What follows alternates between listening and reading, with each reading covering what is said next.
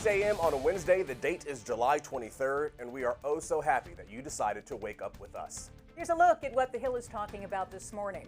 The House is heading to a recess a day early. We'll break down why this decision was made and what it means for their agenda and the vacation's impact on the district. Also on the Hill, new proposals from the House DC Appropriations Committee to intervene on DC laws, how local politicians are reacting, and what it means for the way you travel around the district.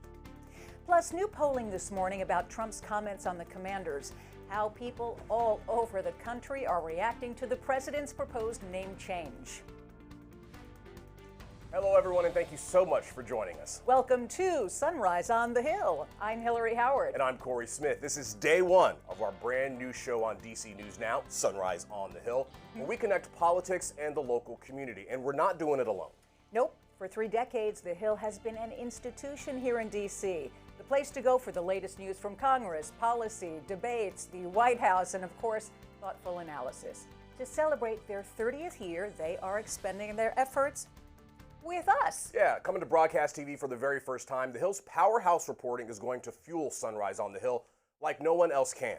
We're so excited to connect with you, whether you're preparing to start the day en route or checking up throughout the day. We are here for you, providing the best analysis and coverage of all things Washington, D.C.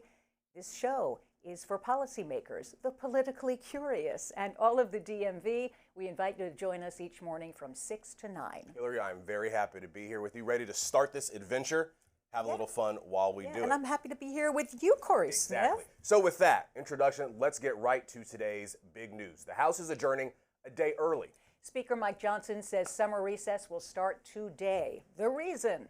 To avoid voting on a resolution to release documents related to Jeffrey Epstein. The chamber was originally supposed to be in session until Thursday, but now lawmakers hold their last votes today at 3:30. Then they're out the door on break for 5 weeks. Who doesn't like an early vacation, right? Well, turns out a lot of people on the Hill don't. The Speaker's decision has sparked backlash on both sides of the aisle. Hill's Drew Petrimo joins us in studio to break down what this means for the votes, Drew, and the people here in the district. Yeah, you know, this has been a big headache for Mike Johnson. Yes, it has. They had stuff they wanted to get accomplished last week and this week, but every time they brought legislation up, Democrats would add on an amendment to force the release of Jeffrey Epstein information. That put Republicans in a difficult spot. Vote for the release, and you're voting against President Trump, who wants to move on from this issue. Vote against the release, and you rile up the base of the party, who really wants more information. Johnson said, hey, probably best we just get out of town. Yeah, speaking of Mike Johnson, we have a soundbite that we can play from the Speaker about why he decided to, skip town a little early. Let's listen. What we refuse to do is participate in another one of the Democrats' political games. This is a serious matter. We are not going to let them use this as a political battering ram. The Rules Committee became the ground for them to do that. We're not going to allow them to engage in that charade anymore. So as you just heard there, no mention of the members of his own caucus who want these files released. Yeah, and it's an interesting spot that Johnson is in because usually he can rely on President Trump to quell the rowdy members of his party, the more conservative members who want things done that, really connect with the base of the party. Trump has a connection with them too, and he can kind of keep them in line. But in this case, Johnson's on the opposite side of them, and he doesn't really have Trump to quiet those members because they're on the other side of this issue. It's a really tough spot for him. What about the House schedule, Drew? How does it affect that and appropriations? Well, look, they were going to be leaving town tomorrow anyway, and so they're not missing out on a ton of time. But the truth of the matter is they're already behind on this appropriations process. The deadline to fund the government before a government shutdown is September 30th. Both the House and the Senate are behind. There's already talk that there's going to be a continuing resolution, and there are major questions about whether or not they can get the votes for that. Last time Democrats voted to support a continuing resolution back in March, they got dragged by the base of their party for participating with Republicans. And the truth of the matter is these are Biden-era spending levels, and there are major questions about whether the conservative side of the Republican Party will go along with that again. So just to put a finer point on the bipartisanship of this, we have sound bites from Ro Khanna and Thomas Massie, two folks who teamed up on trying to get the Epstein files released. Let's listen. It's shocking. I mean, it's just what people hate about Washington. They're literally adjourning Congress because they don't want to face the voters. They need to remember this was a promise of the Attorney General, a promise of the Vice President, a promise of the President's own children, and we got to follow through with this. The White House isn't always right. Not only do they have to deal with this, the House is also, they want to know what Ghislaine Maxwell knows too. So between all of this, the bipartisan effort to get all of these documents, unclassified documents from the DOJ on Epstein, they want to know what she's got to say. Well, yeah, and the House Oversight Committee is trying to depose Ghislaine Maxwell. Of course, she's serving a 20-year prison sentence right now, so it's not like she can walk over to the Capitol and come talk to them. But it's going to be very interesting to see what happens in August. Lawmakers are going to go back to their districts. They'll be holding town halls, meeting with constituents. How salient of an issue is this with people back in their district? Because it's a very big issue online, on X, among kind of the rowdy base of the party. But when they go back to the town halls, is this an issue that is front and center with voters? Because if it is, they're going to come back in September and again want to force the release of this information. All right, and we will be here to see it all unfold on the Hill. Drew, thank you very much. We'll see you later on this morning. So here at Sunrise on the Hill, we've been following the rise in violent threats against our elected leaders. The latest incident involves vandalism at New York Representative Alexandria Ocasio-Cortez's Bronx office. The Congresswoman has faced death threats in the past. This investigation is ongoing, but here's what we've learned. An anti-Israel group is claiming responsibility for the vandalism. We know that because of a post on X that includes a photo of the offenders in action. When they were finished, the outside of the campaign office, its doorway and sidewalk were covered in red paint, and there was a sign on the metal security gate reading, quote, AOC funds genocide in Gaza. Ocasio-Cortez hasn't directly responded to the vandalism or the threats, but she has pushed back on claims about her defense spending votes. AOC was expected at an event in Queens yesterday, but obviously security concerns prompted her to cancel.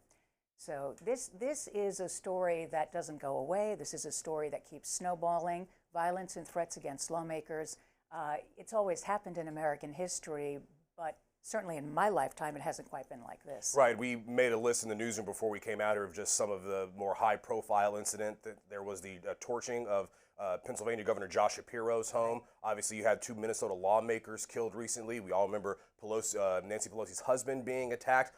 2 Trump assassination attempts. Folks outside of Brett Kavanaugh's house. And just a few weeks ago, a man showed up with a tricycle on top of his roof, and investigators found guns and bows and arrows. Sword. So it's part and parcel. As you said, AOC hasn't responded directly, but we do have a SOP from her campaign manager, some sound rather. Let's take a listen.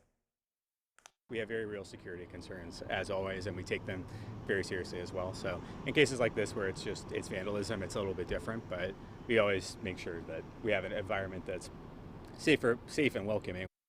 So to give you some perspective on just how big of an issue this is, Capitol Police investigated more than 9,000 concerning statements and direct threats against lawmakers, their families, staff last year. Capitol Police also say threats against Congress more than doubled from 2017 to 2024. And now the House is trying to get more money for security. Right. They want to protect these lawmakers. They want to give them more money for home security systems. They even want to put more money their way to help them hire personal security guards, because this is a real issue with them. And don't forget, a lot of these lawmakers were under threat going back to January 6th, right? I mean, it's a whole new level of danger being a public servant. And it's why you hear from both Republicans and Democrats, we have got to calm the rhetoric down. We know these are polarizing issues. We know social media adds a little bit of fuel to that fire, but our words matter and people act upon them. So let's just take a step back and know that there's real people. For more on this story, Emily Brooks at The Hill, our colleague, has written an article about increasing funds for lawmakers' safety. You can go to thehill.com and find it there. All right, another news, guys. DC has home rule, but Congress has the last word. And Republicans are using their clout to once again Bigfoot the city on self-governance by making changes, something DC residents typically resent. Yeah, get off my lawn, Congress. Get off my lawn. Even though you're literally in our backyard. So those proposals range from banning traffic cameras to allowing out-of-state permit holders to carry concealed handguns in DC and on the Metro. Mayor Bowser, the DC Council chair, and the city's attorney general wrote to congressional leaders last week about this. They say the budget intervention would undermine public safety and public money by impacting the DC budget. So, look, a lot of people don't like traffic cams. They want to be able to speed. They want to be able to make a right on red. Right. But it's a revenue maker for the district, about $1 billion over the last 4 years. Eleanor Holmes Norton, DC Congresswoman, Mayor Bowser have already pushed back on this, and they have successfully lobbied some folks on these so-called riders in the past to make sure they didn't happen.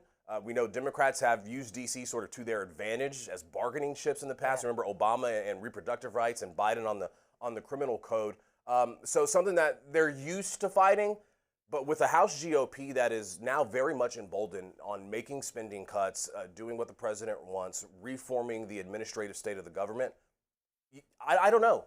It'll be hard to tell whether there's enough power within the council and the mayor's office to actually push back on this stuff, because we know they control every house of Congress, the GOP does. So they could say, you know what, sorry, you've got to do this. Clearly they could do whatever they want, but I tell you, the revenue thing is a big deal. For DC to lose $1 billion at a time when there aren't as many businesses, at a time when there are fewer federal workers, that's a heavy load for the city to try and close that gap. And it's not just traffic cameras and handguns. We're talking reproductive rights, tuition assistance, a lot of items in that House Appropriations bill. So something we're going to keep an eye on here at Sunrise.